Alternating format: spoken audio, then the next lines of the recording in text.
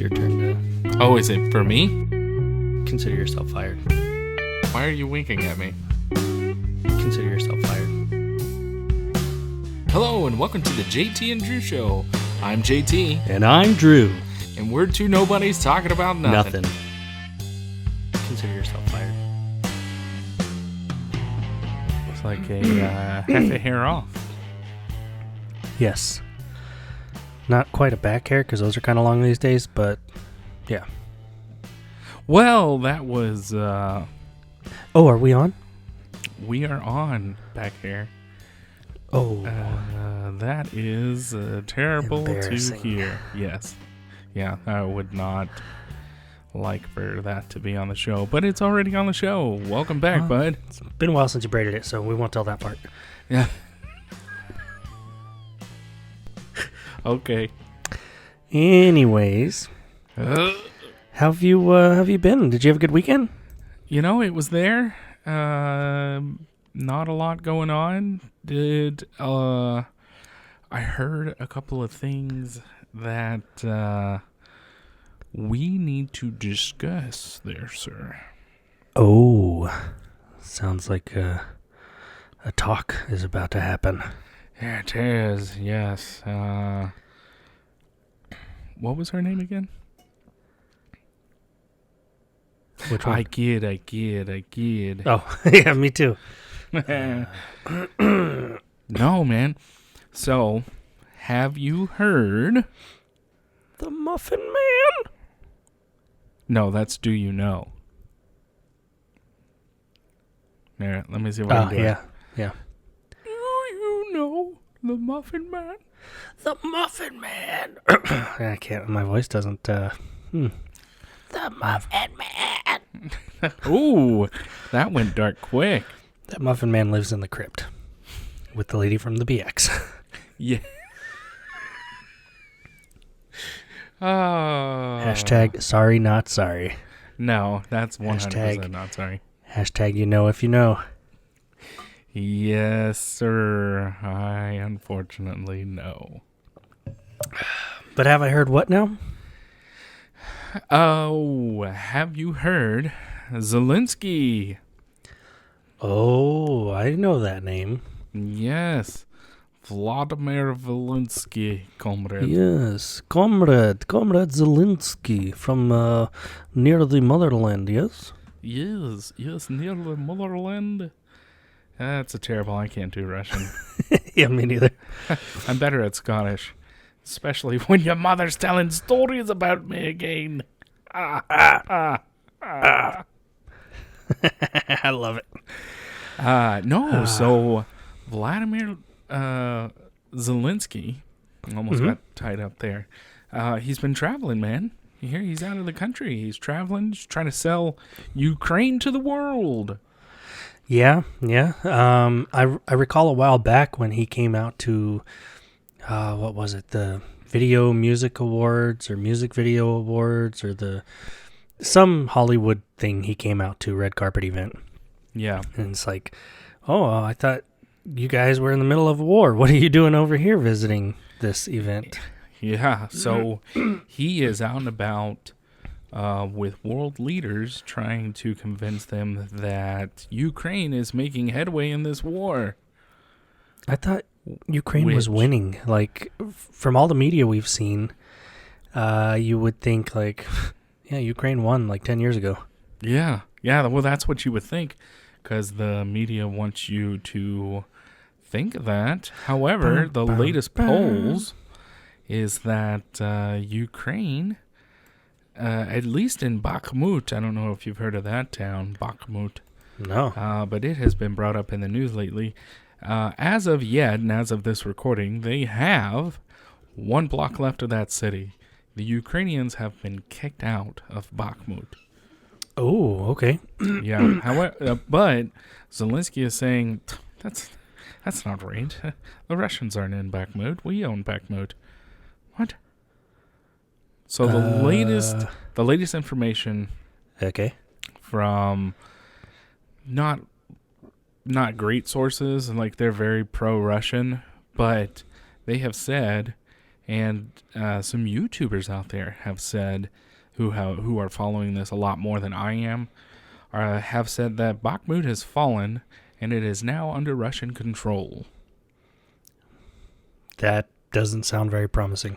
Doesn't sound very promising at all, especially when you think that NATO is sending in advisors and sending in ammo and the defense systems, and now the U.S. government don't tell me. Yes, sir. The U.S. government, President Uncle Joe Biden, has signed off on sending them, drumroll please, F-16s. There it is, folks. You know what? At least he's keeping his word, right? Oh, right. Wait. He's totally not. He said he wasn't going to do that. No, he said he wasn't going to do that. He also said he wasn't going to send them tanks. We did that. Didn't he say, too, like, we're not sending troops? Yeah, we're not sending troops. However, it has come out that we had 14 advisors in that country. Ah, yes. Solely advising. Yes, solely advising. Well, I mean, think about it, right? Because when you're handing over trillions of dollars in assets, you kind of want Americans there to go, yes, check, it made it. Yes, check, it made it. Yeah. Not hey, all right, everybody get on the gun range. Let me show you how to shoot something. Oh, and I'm going to yell at you. And technically, I'm like a drill sergeant.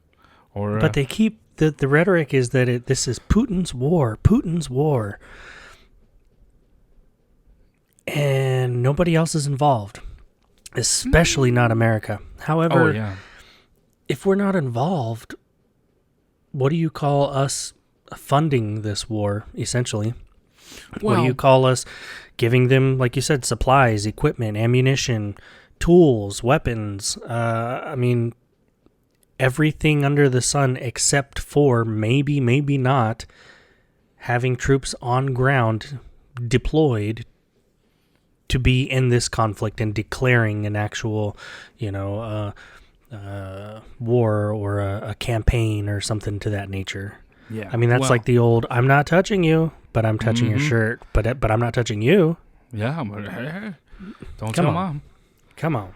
Yeah, man. So, I'm curious on how many countries are going to get involved before it is officially declared. Like, what has to happen? Because we're already there. We're already supporting Ukraine, whether financially, with our assets, with our old stock, or the M1 tanks, now F-16s.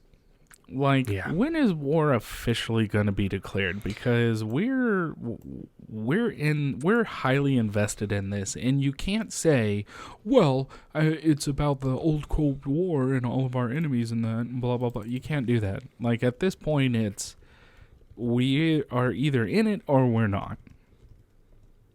Well, and correct me if I'm wrong, but didn't Biden regurgitate that that Zelensky promised that none of these F-16s will be flown or used to engage in Russian airspace, like on Russian territory? They're only going to be in Ukraine. They're only for air superiority over Ukraine. They cannot cross into Russian territory. Don't think so. Come on, bud. So a quick Google search shows, as of February 2023, military aid was donated by EU institutions and 45 sovereign countries, companies, and other parties. Mm-hmm.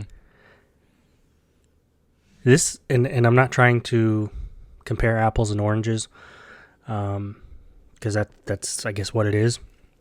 But it's sounding to me like the beginning of a Afghanistan or a Vietnam, right? Where you go into this conflict, it shouldn't be something that takes forever. And here we are, year 1, year 2, year 5, 10, 15, and hey, 20 years down the road, maybe we should, who wants to end this thing? Are we tired of it yet? Yeah. Well, I would compare this to Vietnam, right? Like, we're not there yet. We haven't gone in to mentor the Ukraine soldiers in the battlefield. Not publicly. Not publicly. But we are kind of dipping our toes in that direction. If it hadn't already been dipped in yet. Publicly. Yeah. So, you know, I hate to be the tinfoil hat guy or the person who cries wolf, but welcome to war, America. Again. Let's see how good we do this time, and won't be an Afghanistan withdrawal. Well, and we're not engaged in this war. However, according to the State Department at state.gov, again in February of this year, the United States takes sweeping actions on the 1-year anniversary of Russia's war against Ukraine.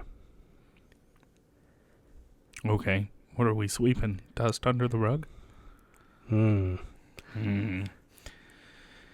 In other news that has to do with this, there was a Navy SEAL or a Green Beret, and don't take that to the bank because I'm not 100% which one it was, but there was an individual who was prior Navy SEAL or a Green Beret who was killed in one of the battles out there in Ukraine.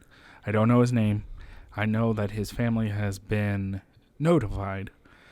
I do know that he was a civilian, so he was out there on his own. But an part of one of those groups. Yeah, but an individual who fought and died for what he believed in, and as a veteran brother, you know, it's sad to hear that. Yeah, definitely. But he knew what he was getting into, so, and I hope he feels good. He died for a good cause, which I would say he did. Not saying that I back Ukraine or I back Russia or anything like that. You know, he went out there and he fought for something that he believed in. And more power to you, bud. And you will not be forgotten. No, yeah, definitely. It says here you were talking about Bakhmut earlier. Mm-hmm. Yeah, so that's where he died. He was a retired Army Special Forces who was working alongside the Ukrainians and died in a barrage of artillery in Bakhmut. Okay. But it still doesn't, they haven't released his name just yet? No, yes, they have. American Nicholas Mamer. Okay. Yeah. Yeah, like you said, I mean, fellow, brother in arms. Obviously, he felt strong enough to go over there and be a part of that cause. It's a real crappy situation all around. Yes. So I have a question for you. Yeah, go ahead. So, this has all come out to light and everything. When do you think Ukraine's counteroffensive is going to happen? Because it was supposed to happen in the spring, and then it got pushed back, and then we had that leak that came out, and that was all over the news. So then it got pushed back again. And now we're hearing that Ukraine's highest general he's MIA, but he could have been KIA'd during the same barrage of artillery. Yeah. So do you think it would be in the best interest of Ukraine to go ahead with the counteroffensive in that area? Well, maybe not in that area, but in a different area. Or do you think Ukraine needs to just cut its losses and try to just defend what it's got now? I think it's a tough call. I mean, obviously, you're not a general making those big old decisions, but... Yeah. I think with the limited knowledge that we have on it, it's a tough call. You look at General Milley, who came out saying that, Russians are continuing to pay severely for what they're doing, and that the Ukrainian forces are highly motivated to fight for their country and all this stuff. But then we see media that shows where families are being torn apart because Ukrainian government officials are coming and pulling males to go fight. Yeah. Well, so, I mean, it looks like, obviously we know a lack of resources because everyone else in the world is funding this thing and providing them munitions. Right. You know, when do they run out of people? Yeah. On either side. I know, like, when I was in Kandahar, the bad guys there would use mortars and rockets and stuff to attack, and they were using old Soviet munitions that they had procured. Right. But I mean, the stuff was kind of, I don't want to say it was like a 50-50 chance that it would work, but there was some doubt that, hey, these things may not work the way that they think they will. They're old. They're cheap. This is stuff from like World War II. But they're using what they've got. So both of these, Russia, Ukraine, using what they've got, using our leftovers or Germany's leftovers or whoever else is funding them, supporting them. I think it's just kind of a battle of who's going to outlast who. Not necessarily who's the bigger, stronger, more powerful, motivated, anything like that. It's just kind of who can withstand it the longest. So pretty much you're just saying who's got the bigger stick. Yeah, who's got the more willpower to hold out. Yeah. Well, I think eventually this war, once Ukraine starts losing men and women, because there's women fighting this war too, I think once they start losing their personnel, you'll start seeing the Russians kind of push more towards Kyiv, and then eventually, and again, tinfoil hat conspiracy guy, I think personally that Russia is going to be so upset with how the way the world has handled this that they're just going to go ahead and pick a fight. And I believe, and don't quote me on this, but I believe that Poland or Finland might be the next victim. Well, you got to look at too. Okay, so we've kind of talked briefly about all these people supporting Ukraine. Mm-hmm. Who's supporting Russia? China. And North Korea. China. North Korea I'm not so worried about. Yeah, they've got some capabilities. But, I mean, they could be wiped off pretty easily off the map. China. You don't like Rocket Man? I think he's funny. I did some time in the Pacific, and it was my favorite AOR. Yeah. And a lot of interesting stuff out there on him. But China, who for the past, 2 decades at least, have kind of just been in the background. Hey, America, yeah, you do your thing. You're in Afghanistan, whatever. We're going to build up the South China Seas. Oh, no, we don't like that. Don't do that. What did they do? Did they stop? No. They built up. They've built up their Navy. They've built up their Air Forces. They're built pushing new out islands. New technology in these weapon systems. They are, in my opinion, a bigger threat.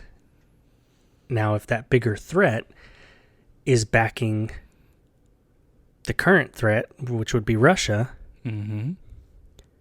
okay, now we've got more of something to worry about. Right. And that, to me, is very interesting. I'm not going to go down the rabbit hole, but I'll bring it up real quick. With our country and our current regime and all the allegations of their meddling or their money laundering or their Chinese interests and stuff, and how we know, you don't have to be blind, you can see that China, what they're capable of and their role and everything. And for us to just kind of dismiss them. Oh, yeah, China, no, they're not a thing. Because if I say they're a thing, then, I don't get that money that I was promised or those investments or fill in the blank. Right. Well, now, I don't think that they will just blindly support Russia. Mm-hmm. But I think if the U.S. and its allies push the right buttons, China may step in and go, okay, hey, look, you guys are being buttholes. I'm going to give you strike 1, 2, 3. Let's do this. Yeah. Well, I think, and you can correct me if I'm wrong, or our audience can correct me if I'm wrong, I think the U.S. is on strike 3 with China, trying to back Taiwan. Well, we are, but we're not backing Taiwan. No. As of late, the news has come out that says we will back Taiwan. And China, what was it, about like a month ago or so, did a blockade of Taiwan and its entire islands that are out there. Yeah. Because Taiwan is more than one island. Yeah. But it blockaded its whole islands. And now, since the U.S. has been sending like our speakers of the House, because more than one has gone out there, they're saying, all right, you're doing too much, and we do not agree with you backing this. And the U.S. now coming out saying, China, if you do something, we're going to go ahead and back out. Now, on the heels of that, we sent in, 7,000 troops? Yeah. And the moment China kind of like flexed its muscles, we got them out of there. Well, but you got to remember, all this doublespeak, and I'm not saying by any stretch of the imagination that I'm for China and against the U.S., but you've got to look at the doublespeak, right? China, we support the one China policy, meaning that China is its own thing. There is no China and then a separate Taiwan that's not a part of China and blah, blah, blah. But then us telling Taiwan, hey, Taiwan, if China does anything, we will step in and we have your back. But China, again, we don't want this and we support one China.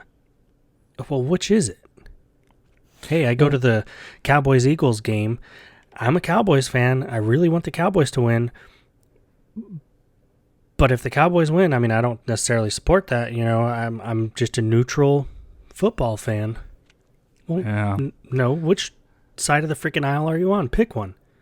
Hey, I'm going for the refs. That's what I'm talking about. The real MVPs. Yes. So China, being the tough guy that it is, and it pushed the U.S. forces out of Taiwan, who's really going to lose the sanction war, right? Like, I know I kind of went from one to the other. So we've put sanctions on China. China's put sanctions on us. Who's really going to lose this war? Is it going to be China or is it going to be us? I'm thinking it's going to be us with the way our economy is going right now, and all of our big box stores, not all of them, but a good mass majority of them. Any and everything that you see in the store is made from China. So if China says, you're done, all of our stores are gone. Oh, yeah, we rely heavily on them, and we're indebted heavily to them. Yes, and they own quite a bit of land. Here, how that's even possible, I have no idea. But well, and sanctions are a joke. Look at with Russia when it was kicking off with Ukraine, and Biden, we're going to sanction Russia. Yeah, didn't do a damn nothing. thing. Nope. And then he came back and said, well, they weren't supposed to deter him from doing anything. It's just a punishment. For okay. What? You think That's it's really not even a slap on the wrist. No, it's not. So us doing that with China, yeah, good luck. Go to China. How much do they rely on the United States? Yeah. Oh, this is made in America, and we have to have this. If they pull that away from us, we're screwed. No. And think about it. China makes, what is it, 60 to 80% of all medications that are imported in here. Now, we do import stuff from other countries, and India being a big one for imports. I think that's, 15 or 20%. But the ingredients that India makes with those medications come from China. So it's like old Rome. All roads lead back to China. All roads lead back to Rome. You know, Yep. it's hell in a handbasket. There's no other way I can put it. We are not 100%, but a good 80% connected to China, and they've got us by the balls, man.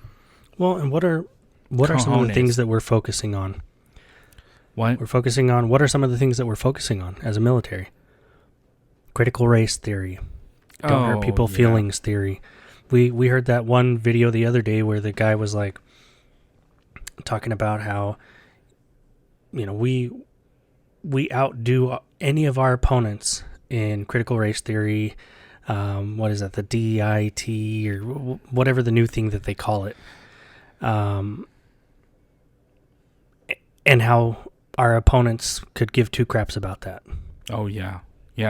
We're focusing on things that we shouldn't even be focusing on. We have, and we talked about this in a previous episode, but look at our recruiting shortfalls. Yeah. Look at our recruiting in general and the people that we're getting in and how they're having to reevaluate standards just to get people in, whether it's because they're obese or they're just not motivated or they don't give two craps or they're too woke or they're fill in the blank. Yeah. It's not a good look. I'm not saying that it's impossible and the U.S. would just be gone in a day, but I think U.S. versus China would be a pretty good fight. Yes.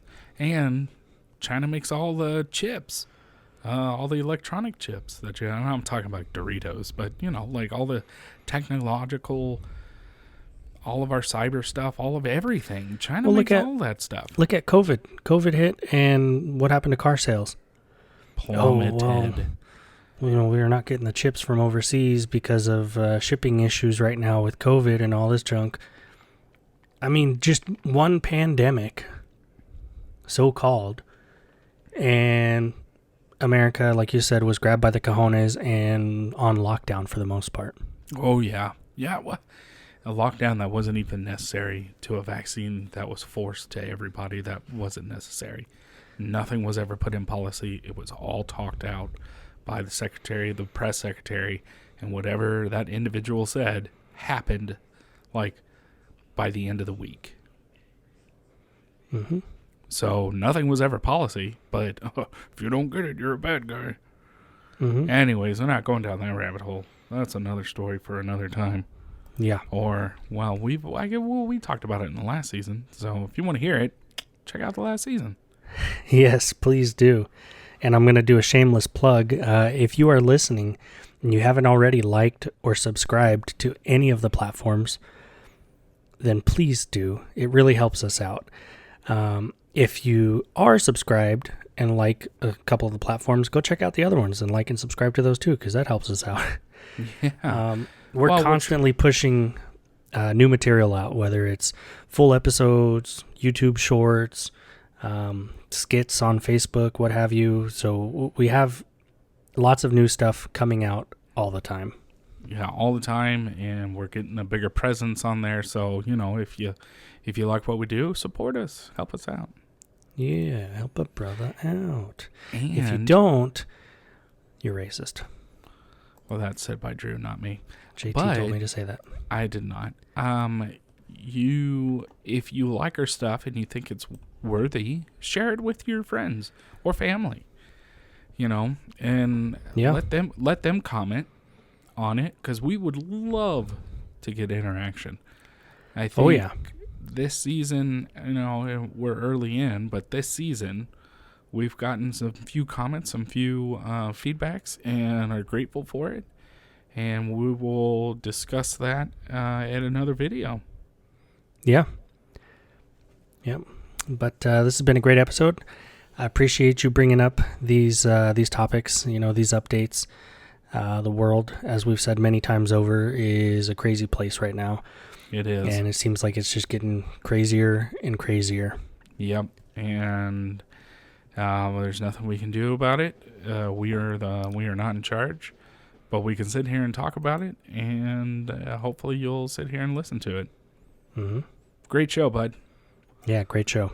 All right, I will talk to you later. Okay, bye. Bye.